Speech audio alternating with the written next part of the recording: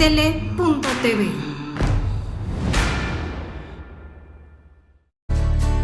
Ya basta de decir no puedo, es tiempo de emprender el vuelo y dejar atrás el suelo, es hora de alcanzar el cielo, mujer, y volar.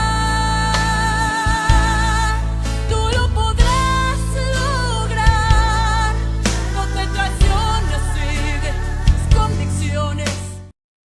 Hola, ¿qué tal? Muy buenos días. Bienvenidos a astl.tv y Retos Femeninos Facebook Live. Soy la doctora Lizzy Rodríguez y hoy vamos a hablar de un tema que a mí me tiene un poquito desconcertada. Quiero empezar por compartirles, pues digamos que una confesión, y es una confesión muy curiosa. ¿Pueden creer que me he topado con gente que le da pena y vergüenza decir que les dio COVID? Yo no entiendo este fenómeno muy bien, pero lo respeto. Pero sí quiero compartirles que a mí me dio. Y yo siento que se habla un montón de las secuelas a nivel pulmonar, a nivel cardíaco, pero ¿y las secuelas a nivel psicológico, a nivel psiquiátrico? Los dolores de cabeza, la depresión, la temblorina y la ansiedad. ¿Quién nos ha hablado de a de veras de ellos? Bueno, pues hoy sí lo vamos a hacer aquí en el programa, porque me acompaña un gran amigo, pero además un psiquiatra, geriatra, súper reconocido, no en México, en el mundo. Y justo de lo que vamos a hablar con mi querido amigo David Reshnikov es de las secuelas psicológicas y psiquiátricas del COVID. Así que préndele, conéctate. Si has tenido contacto con alguien que tuvo COVID o tú lo estás viviendo, escucha este espacio porque te vas a llevar un montón de información, pero más que nada te vas a llevar herramientas, técnicas para que te sientas mejor y para que tú también puedas apoyar a alguien que está sufriendo de esta pandemia que nos vino a poner de cabeza. Así que les comento que el doctor Reshnikov es egresado de la Universidad La Salle. Es psiquiatra y psicogeriatra, como les dije, del King's College y de Maudsley Hospital en Londres. Es miembro de muchas asociaciones internacionales y es miembro activo del Instituto Mexicano de Neurociencias. Así que le doy la bienvenida a astl.tv y Retos Femeninos Facebook Live a mi querido amigo doctor Reshnikov. Qué gusto, David, por poder compartir este espacio contigo. Doctora Lizzy, muchas gracias el haberme invitado. Es un honor y un placer para mí estar con ustedes. Y para mí muy importante hacer la mención que una de las cosas en las cuales ha habido una gran lacra ha sido en ver todo esto de la situación emotiva y la salud mental durante esta época de inmensa incertidumbre en el mundo. David, ¿qué explicación hay detrás de esto?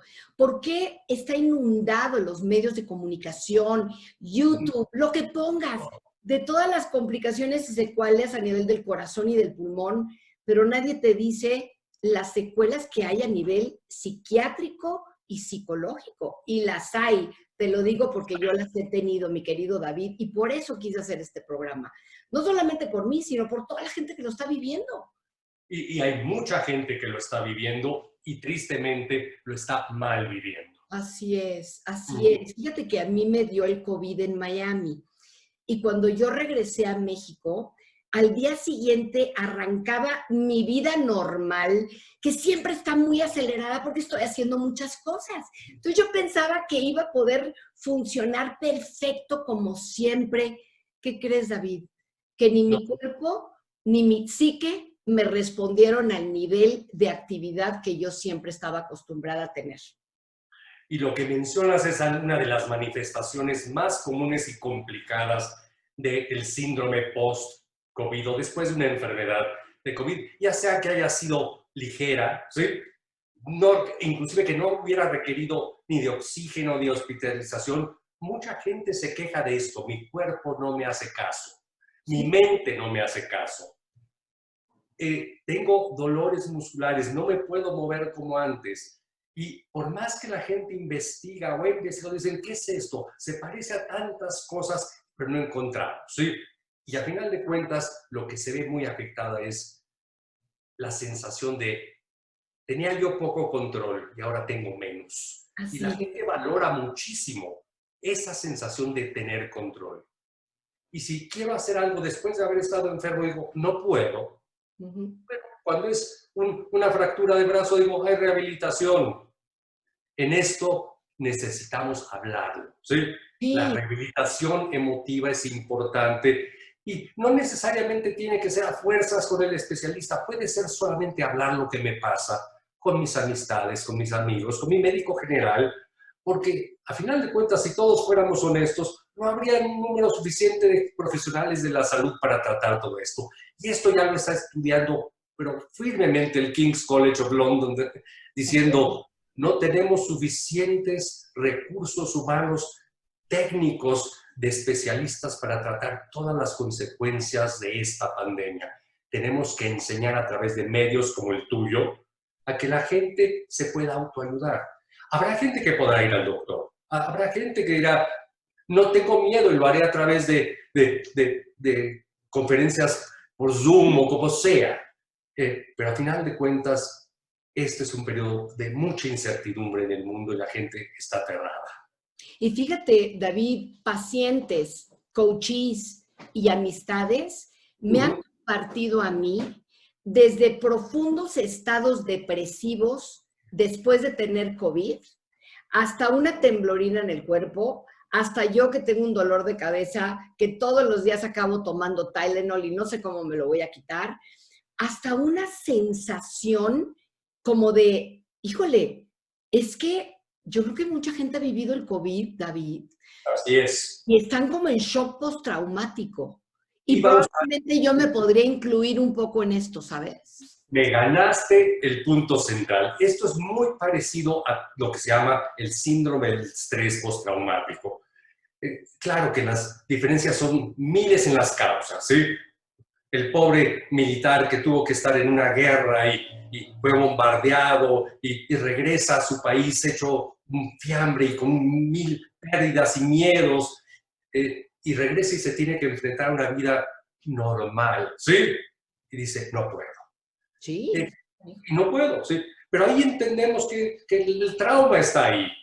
Aquí, ¿cuál es el trauma? El trauma es el miedo o la enfermedad misma o el efecto de ese condenado virus que hace sobre nuestro cuerpo y que todavía no entendemos a profundidad su efecto sobre las emociones. Tenía una plática hoy con uno de mis colegas neurólogo que tuvo COVID. Dice, lo que me quedó, sí, estoy cansado, me siento triste, pero el olfato lo he perdido y es terrible. Y perdón que suene así, pero antes tenía el perrito que tenemos en la casa, podía yo saber si se hizo pipí porque olía. Ahora no huelo nada, ¿sí? Por supuesto. No entendemos, dice, otras cosas sí las entiendo, otras cosas sí huelo. ¿Por qué no puedo oler la pipí de mi perro? ¿Sí? O sea, el olfato del doctor se volvió como inmune a la pipí, pero sí huele otras cosas, o no huele nada. No, inmune a esa en particular, lo cual uno dice, ¿qué está pasando? Y llegamos a una plática un poco más profunda y dijimos, es posible que también afecciones, porque también el olfato tiene que ver con la memoria. Exacto. Y digo, el olfato es el órgano más fundamental de la memoria en todos los animales, incluyendo los seres humanos. Que nos recuerdan la infancia, que nos recuerdan el abrazo de la abuelita, que nos recuerdan al niño que nos caía gordo en la escuela. El olfato te recuerda todo esto, claro. Entonces, estábamos pensando y especulando que si hay áreas de la memoria que el COVID pueda atacar y decir, te las destruyo, ¿sí? Y de alguna manera, ¿sí?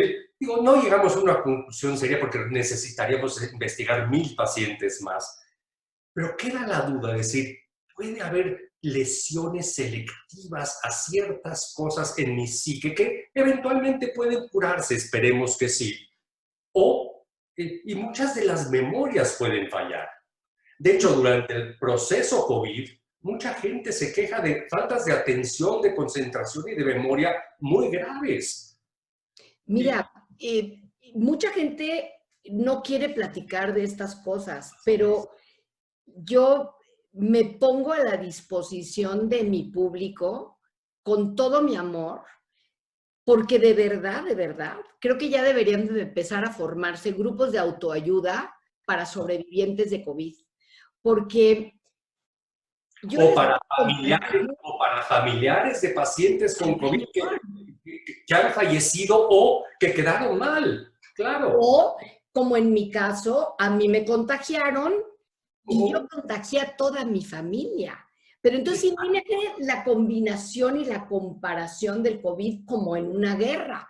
Porque yo guardada en un cuarto y estás asustadísimo de lo que te va a pasar en los próximos 3 minutos.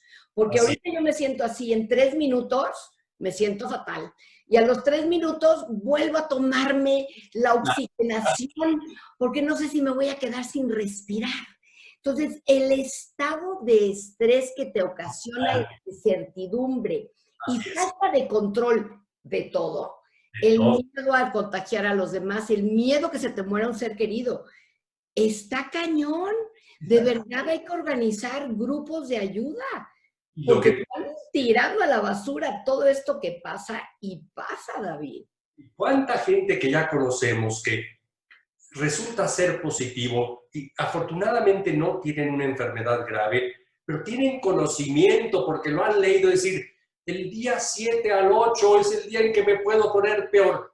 Y llega el día 4 y digo, no tengo nada. Llega el día 5 y no tengo nada. Pero empiezan a pensar, ya va a venir el día 8, ¿a qué hospital me voy? Le voy a hablar a mis doctores y le dicen, no hay lugar, quédate en casa. Y si me pongo mal, ten tranquilidad, no te va a pasar nada. Y si sí me pasa, entonces la obsesividad que nos trae la incertidumbre y la información que existe, que es real, mucha de ella, mucha es falsa. Sí. Pero nos tiene en el borde de perder ese control. Dime una cosa, David. La gente que se va a comprar medicamentos en el mercado negro. ¿Sí? Sí, bueno, ese tema no lo quiero ni tocar porque si confieso me va peor. Pero por supuesto que la gente en la desesperación recurre a lo que te da. Porque lo que tú quieres es no acabar en un hospital.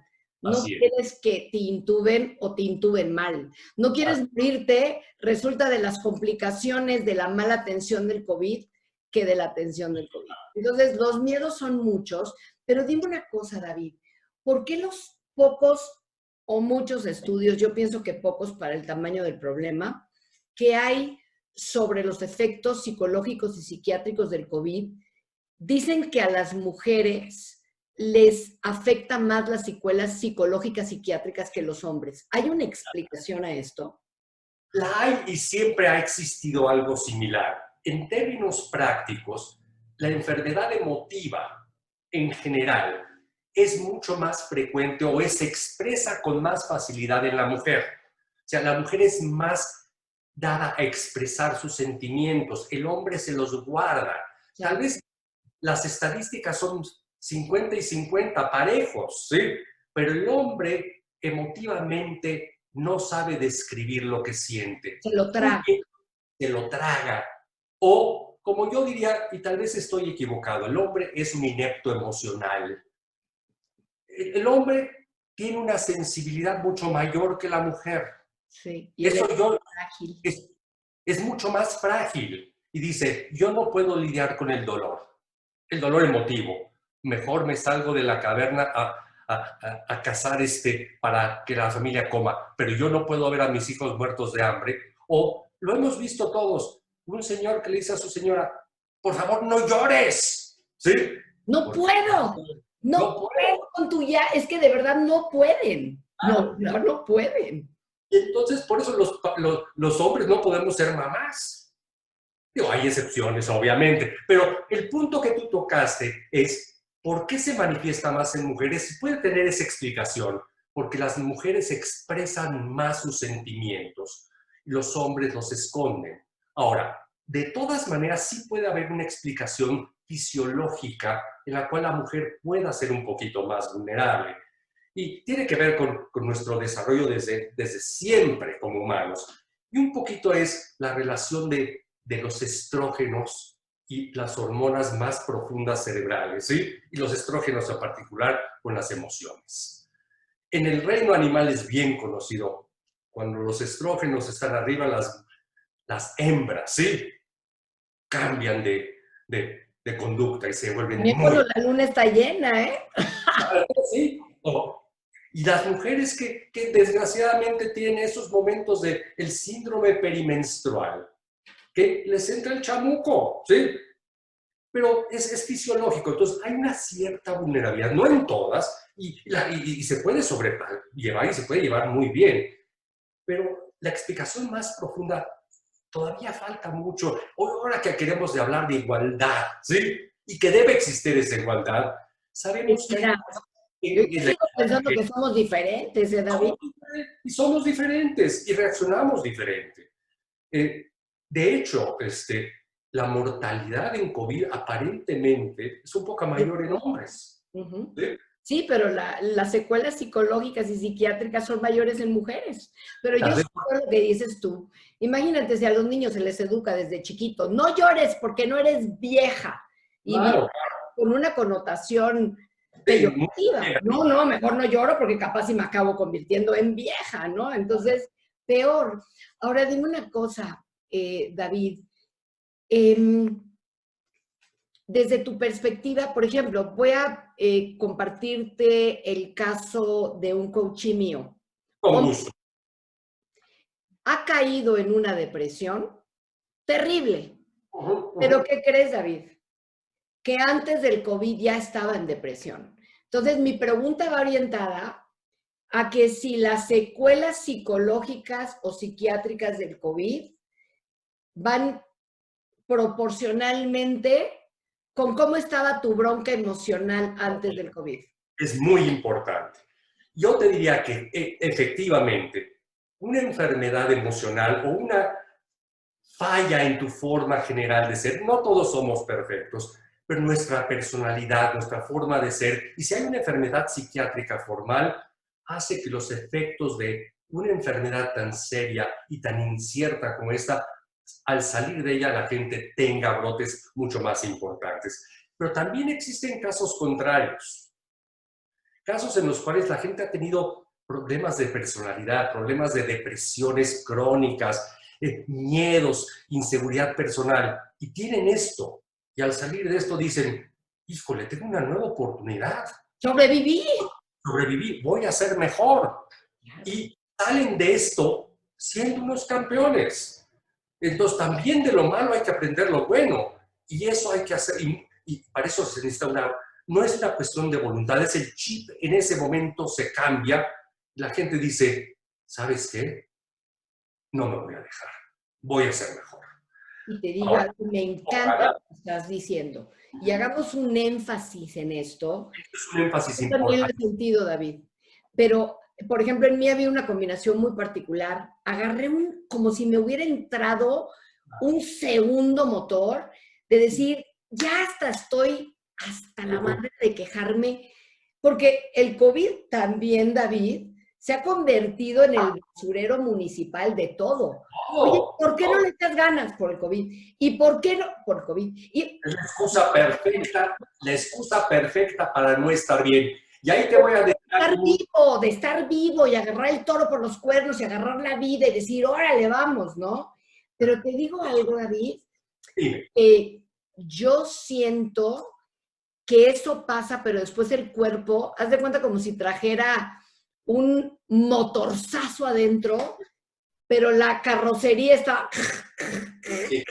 Entonces, viven dos personas dentro de mí, una que dice, soy sobreviviente, déjame compartir qué hice, cómo lo hice, déjame compartir cursos que tomo, órale, vamos a ponernos las pilas, y uno se te quedan viendo así como, híjole, no sé qué se fumó, pero está muy intensa, ¿no?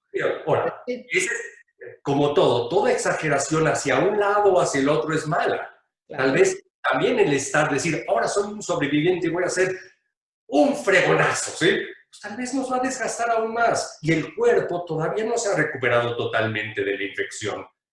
Todavía no sabemos, pero hay gente que puede tardar probablemente años en que esos músculos funcionen igual. El que, como yo hacía ejercicio antes, pueda volver a hacer ejercicio. La fuerza muscular, la fuerza intelectual, la memoria, la atención, la concentración. Cada uno, no todas juntas, pero muchas veces una u otra sobresalen. Pero hay un punto importante. Es más fácil estar mal que estar bien. Estar bien cuesta mucho trabajo. En la vida cotidiana. Tienes toda la razón. Y si esa premisa es decir, pues estoy mal, pues qué fácil, ya, qué flojera, estoy, el COVID, el gobierno, el mundo, ¿sí? No, estar bien es un énfasis de todos los días, es un trabajo diario.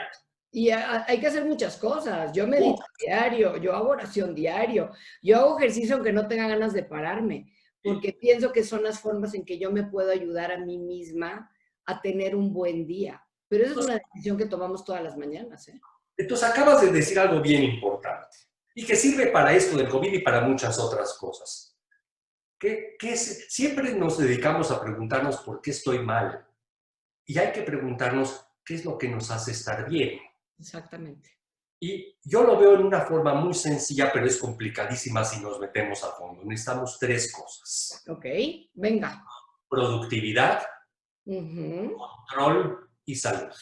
Pero la fantasía, el control es una fantasía. Hay conflictos, ¿no? Por lo menos un control interno. Yo sé que todo esto requiere de definiciones más exactas, ¿sí? Porque igual yo diría, la productividad puede ser medida en cuánto gano de sueldo, pero estoy hablando de una productividad emocional, ¿sí? Totalmente, no de la productividad de la talacha, ¿sí? Sientas que tu vida tiene sentido. De acuerdo, sí. Y que la vida que estás llevando, ¿sí? Que es una friega espantosa, tiene momentos de felicidad que yo busco, ¿sí? La vida no es para ser feliz, es para aprovechar los momentos de felicidad que busco en la vida. El resto tiene que ver lo que yo llamo el control. El control es, he adquirido una serie de responsabilidades. Soy papá, soy mamá, soy abuelo, soy maestro, soy doctor. Tengo responsabilidades en las cuales me tengo que parar, bañar, vestir, hacer cosas para tener... A veces no quiero, pero tengo que hacerlas. Porque si fallo en una de ellas, la premisa de la productividad emocional se pierde. Porque es hacer lo necesario para aprovechar los momentos de felicidad, pero con respeto a mí mismo y a los demás. Y eso implica que tengo que cumplir con mis obligaciones diarias, me guste o no me guste. Exacto. Y obviamente, y la tercera, que es fundamental, cualquier cosa que afecte mi salud va a afectar mi control y mi productividad. Y en el COVID eso está muy bien puesto, ¿sí? De alguna manera no me puedo concentrar. O si estoy muy grave no puedo respirar, necesito que me ayude, ¿sí? Y esa sensación, esa idea de ayúdenme, ¿sí? Pero bien establecida, sana, ¿sí? No el ayúdenme de ser codependiente, sino necesito ayuda, ¿sí? La gente no sabe pedirla. Sí, estoy completamente de acuerdo contigo y te digo, con lo que yo me he topado en los cursos, que ahora doy más por Zoom que presencial, aunque hay quien me pide presencial o en las sesiones, es que hay gente que se niega a hablar del COVID que le dio. Claro. Es como si hay un estigma social también bien cañón. Déjate de todo lo que pasa, porque eres el apestado, el leproso cuando lo tienes, ¿no? O no lo tienes y estornudas y todo el mundo sale corriendo como ¿no? Y vas caminando por acá y alguien se te acerca sin una máscara y es ¡ah!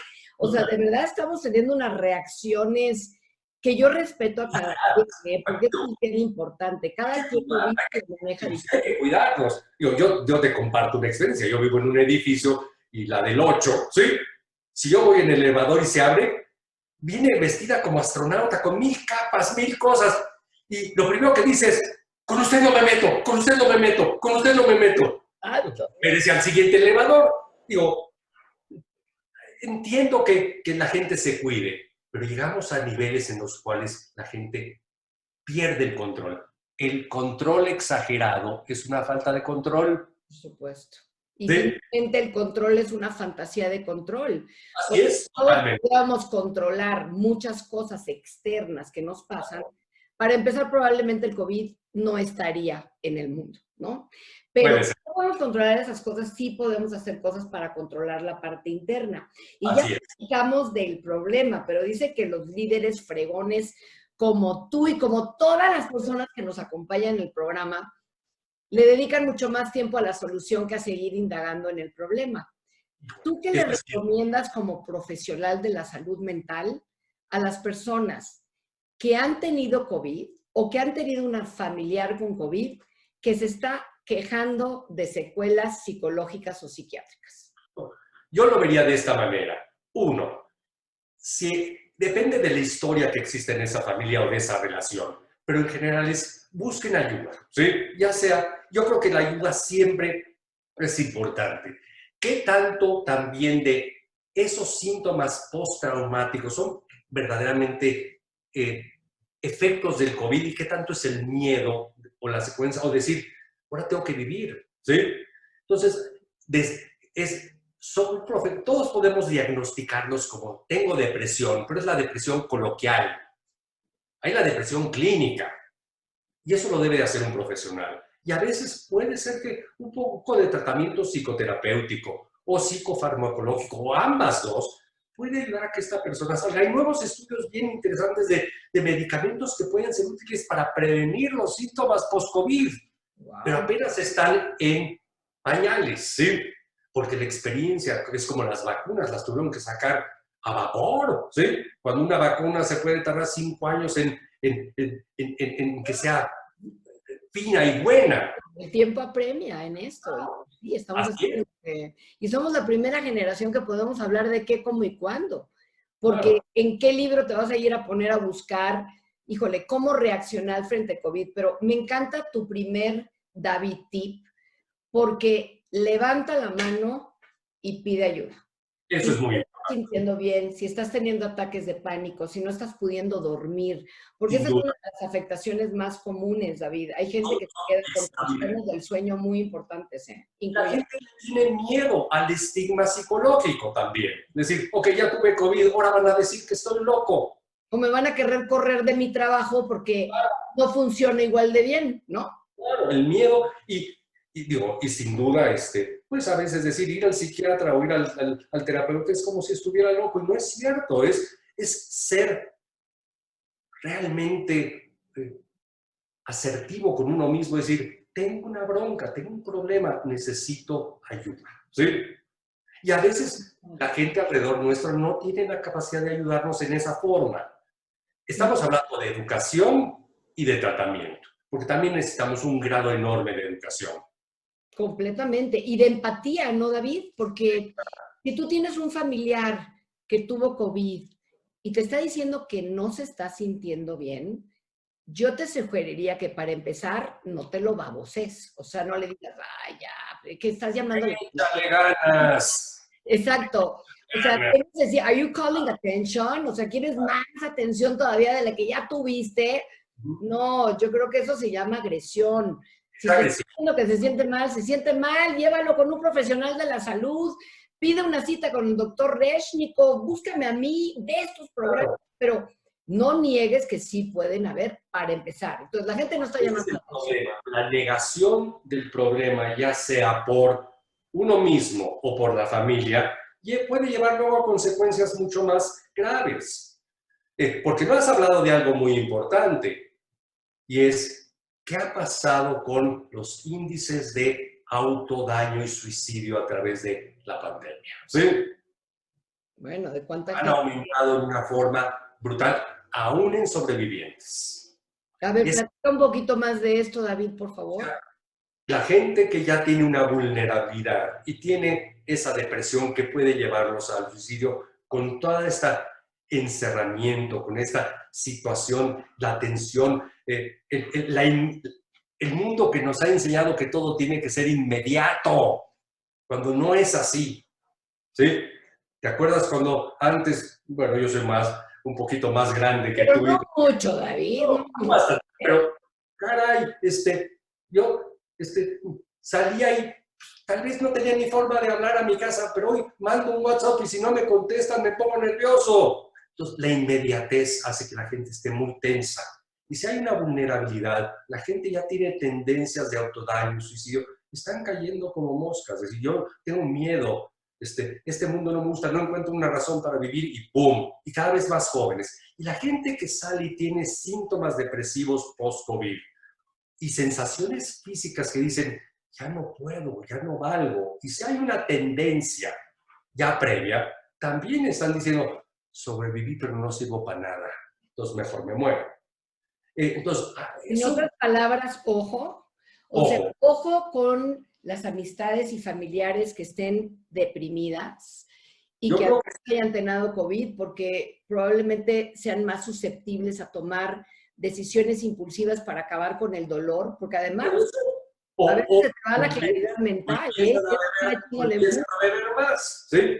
O empiezan a beber más, empiezan a tomar pastillas a lo loco, muchas cosas que pueden decir aliviar el dolor, entre comillas. Exactamente, digo, porque nadie se mata porque se quiere matar. La No, gente que decide suicidarse es porque quieren acabar con el dolor.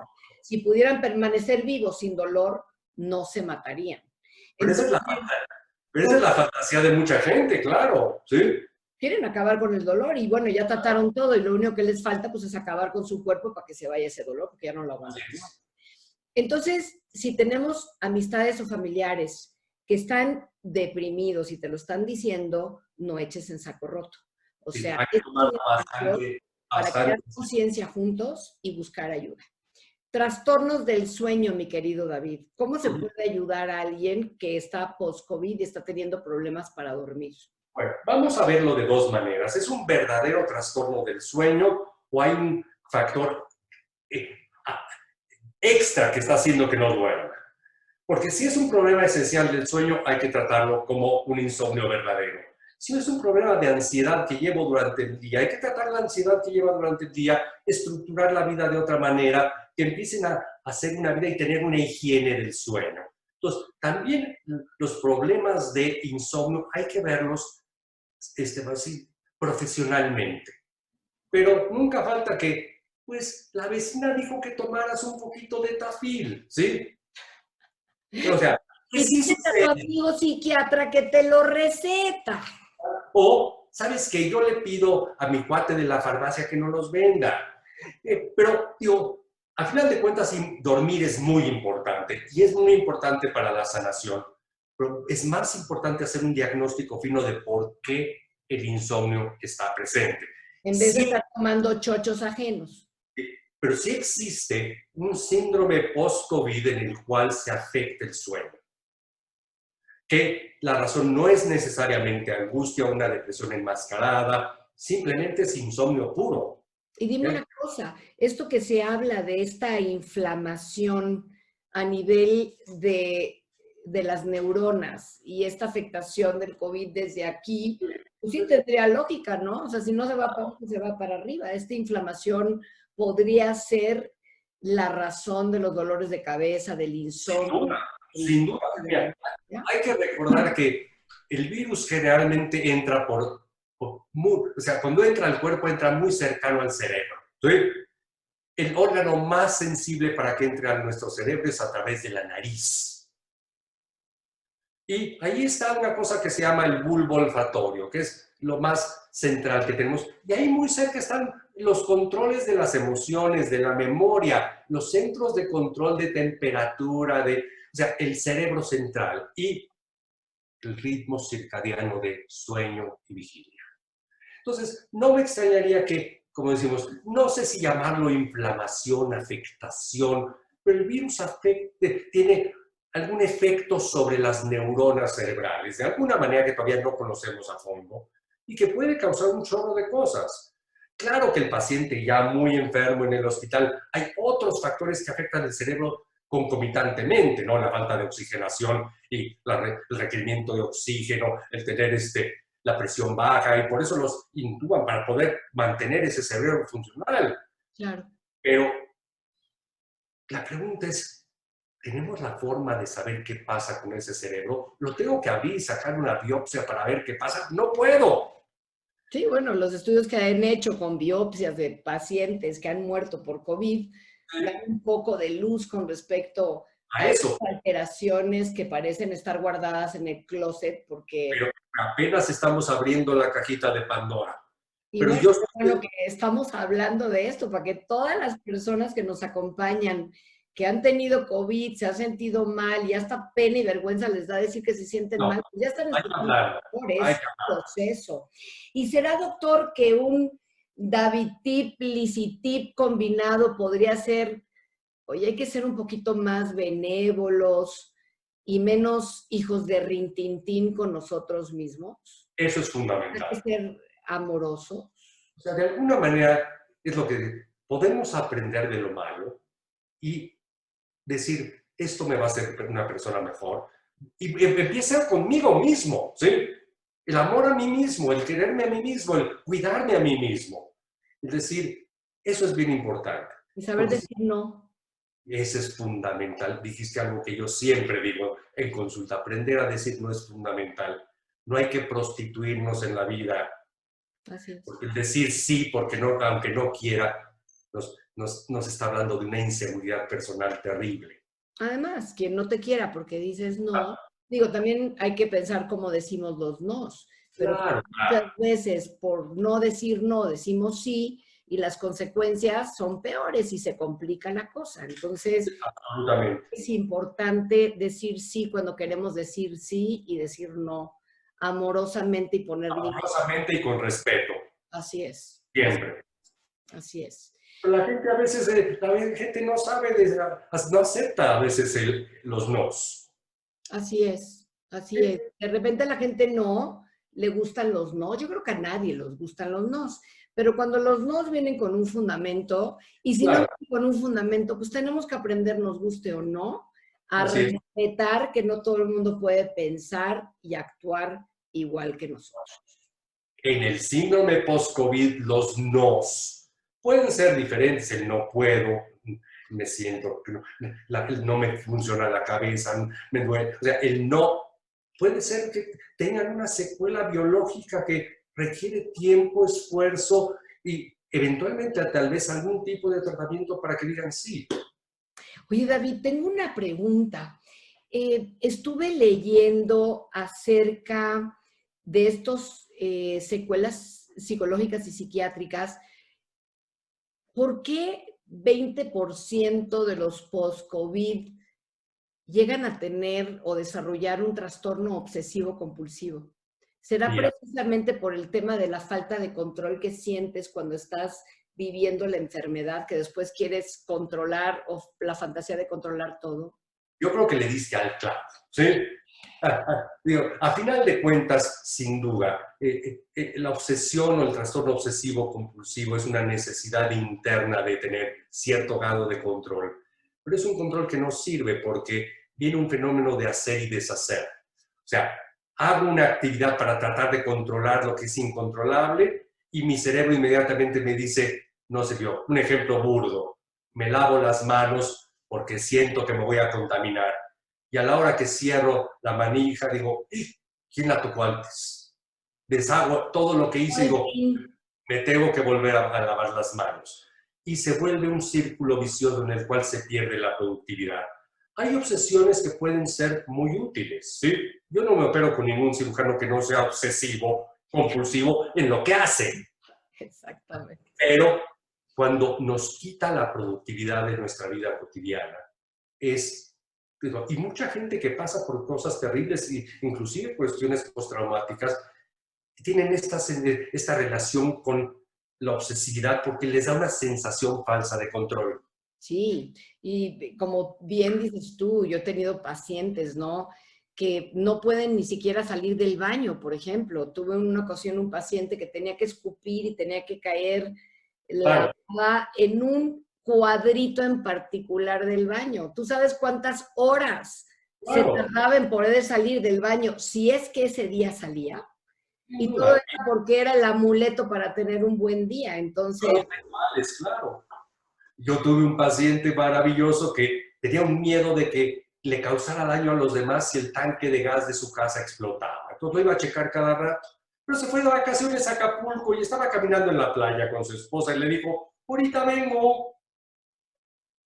Voy Y a sí, regresar el tanque de gas. regresó a México manejando a ver si el tanque estaba bien. Y como a las 4 de la mañana su esposa, ¿dónde andabas? No, me encontré unos amigos. No. Mango, sí.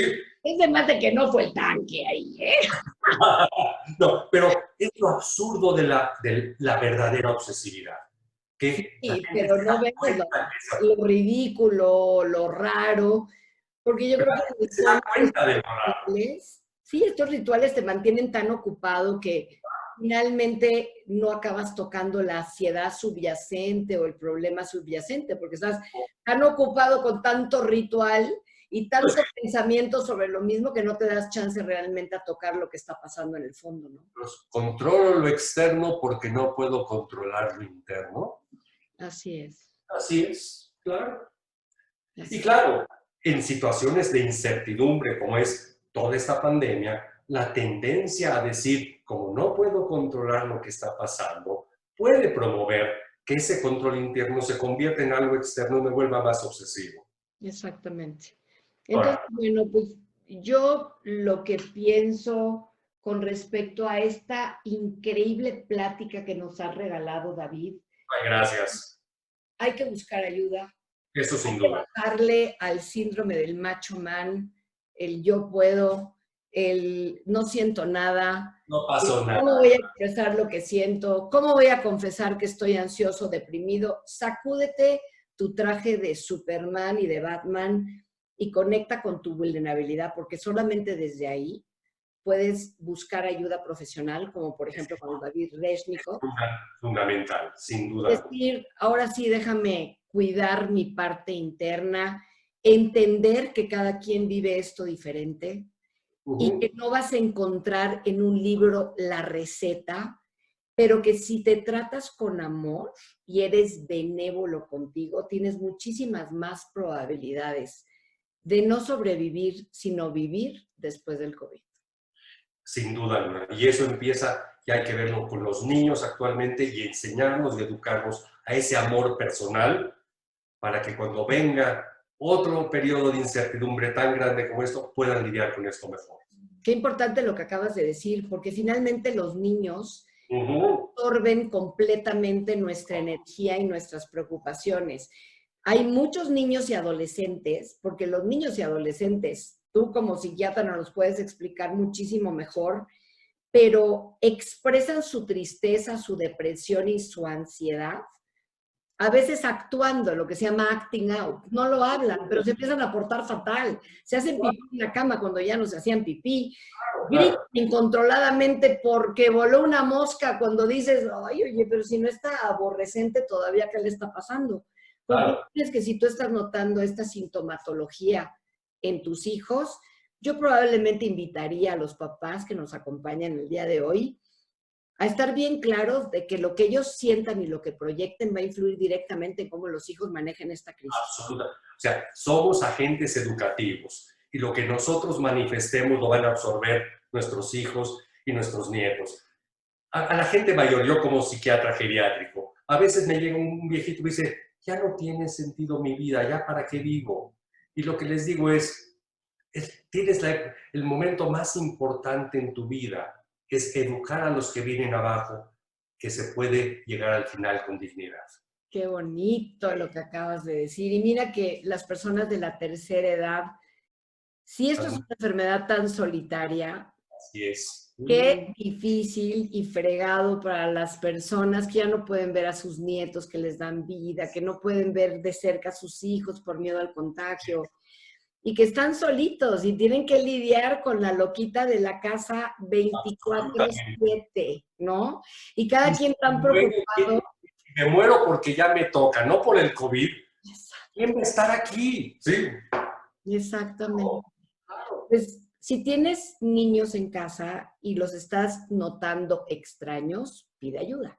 Siempre. Si tienes una mamá, un papá, una abuelita, un abuelito, una tía o un tío que no la está pasando bien, probablemente te invitaría a dos cosas.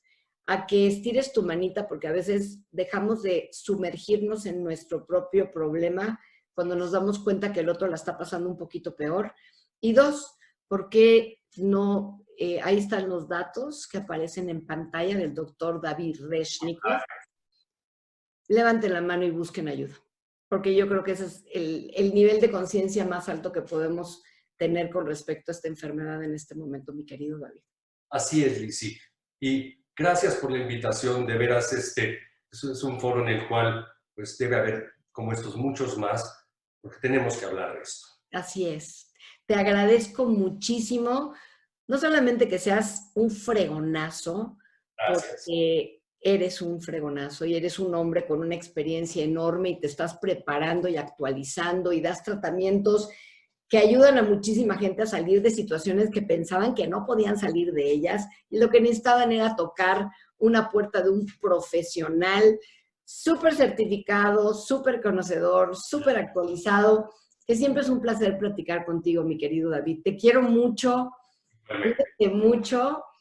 ¿Y qué te parece si te invito pronto a que hablemos, pues a lo mejor hasta la de la tercera edad o de lo que tú quieras, porque hay mucha necesidad? Pero antes de terminar, yo hago una confesión. Yo también ya tuve COVID. ¡Ay, ya estabas en el closet, David! No, yo lo he dicho a mil gente. Fui de los primeros, fue en abril del año pasado, y afortunadamente fue leve y no tuve consecuencias, no tuve un síndrome post-COVID franco, para nada. ¡Qué bendición! Mucha suerte. Es importante saber que a no todo el mundo le da igual, pero sea como sea que te vaya, compártelo, háblelo, no te avergüences y busca ayuda profesional. Mi querido David, mi querido sobreviviente y amigo. Otro es, tenemos una razón para qué vivir. Y es buscar esos espacios de paz, felicidad y de saber dar. Así es. Muchas gracias, mi querido David. Te mando un beso y un abrazo gigante. Gracias por estar con nosotros aquí en ASTL.tv y Retos Femeninos Facebook Live. Sigan toda la semana con mis compañeras Julie, Silvia y Meg, porque tenemos temas bien interesantes para ti. Soy la doctora Lizzy Rodríguez. Me despido por hoy y que nos vaya muy, pero muy bien. Ya basta de decir no puedo, es tiempo de emprender el vuelo y dejar atrás el suelo, es hora de alcanzar el cielo, mujer, y volar. Tú lo podrás lograr, no te traiciones, sigue tus convicciones. ASTL.tv. ASTL.tv.